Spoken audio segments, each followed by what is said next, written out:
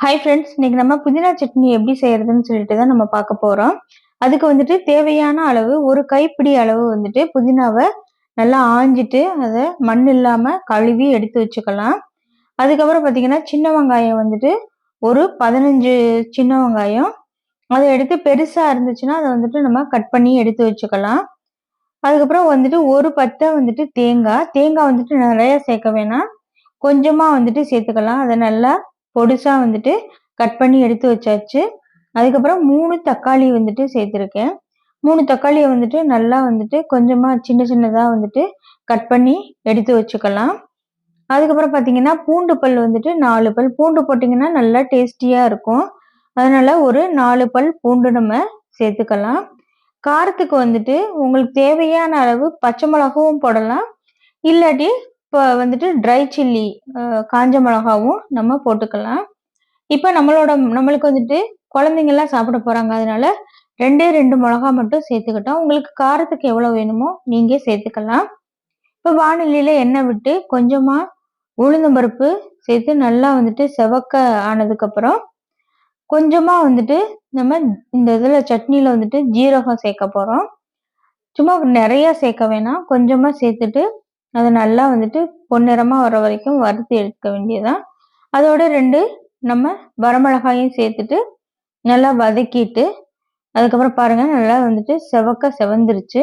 இப்போ இதுலேயே வந்துட்டு பூண்டு பல் உரிச்சு வச்சிருக்க பூண்டு பல்லையும் சேர்த்துட்டு கொஞ்சமா வந்துட்டு வதக்கிட்டு அதுக்கப்புறம் கட் பண்ணி வச்சிருக்க வெங்காயத்தை சின்ன வெங்காயத்தையும் நம்ம சேர்த்துக்கலாம். இப்போ பெரிய வெங்காயம் இருந்துச்சுன்னா, சின்ன வெங்காயம் இல்லை எங்கள்கிட்ட பெரிய வெங்காயம் தான் இருக்குன்னா பெரிய வெங்காயம் வச்சு நம்ம செய்யலாம்.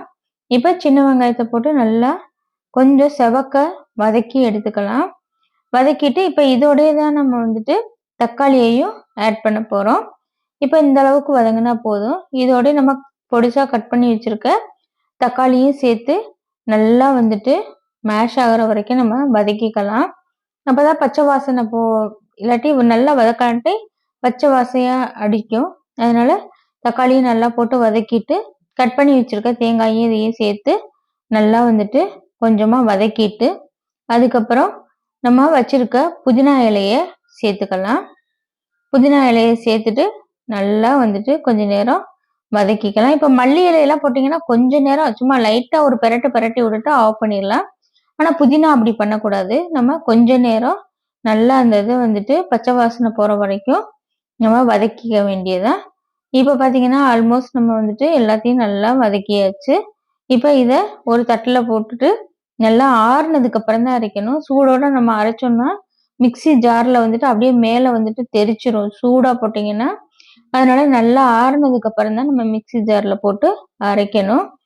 இப்போ நம்ம ஆறிடுச்சு. இப்போ நம்ம இதை வந்துட்டு ரொம்ப நைஸாலாம் அரைக்க வேண்டாம், கொஞ்சம் கொரகொரப்பாக அரைச்சிட்டா போதும்.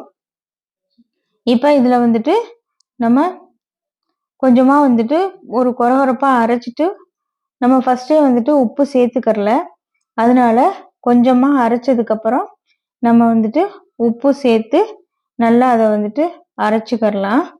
இப்போ பார்த்தீங்கன்னா இந்த மாதிரி கொஞ்சமாக கொரகொரப்பாக அரைச்சிட்டு உப்பு சேர்க்கறதுக்கு மறந்தாச்சு. அதனால இப்போ நம்ம உப்பு சேர்த்துட்டு பாருங்க நல்லா கொரகொரப்பாக அரைச்சி எடுத்தாச்சு.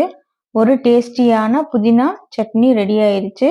இப்போ இட்லி தோசைக்கெல்லாம் இது பண்ணால் கொஞ்சம் நீர்க்க வச்சுக்கலாம், இது சப்பாத்திக்கும் தொட்டுக்கலாம். இந்த வீடியோ பிடிச்சிருந்துச்சுன்னா நம்ம சேனலை லைக் பண்ணி சப்ஸ்கிரைப் பண்ணிக்கோங்க.